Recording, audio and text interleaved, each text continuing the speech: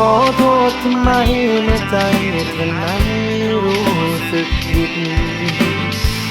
ในเมื่อเธอคิดกำไรชีวิตคือการนอกใจ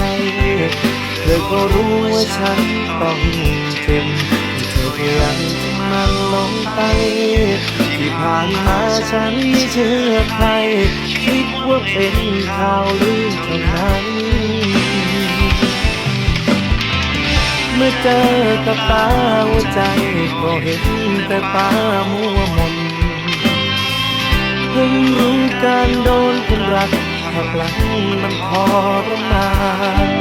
ไม่อยากมองหน้าคนมากมายไม่อยากฟังอะไรทั้งนั้นอยากบอกเธอแค่เพียงสั้นๆให้เลิกแล้วต่อกันทุกอย่าง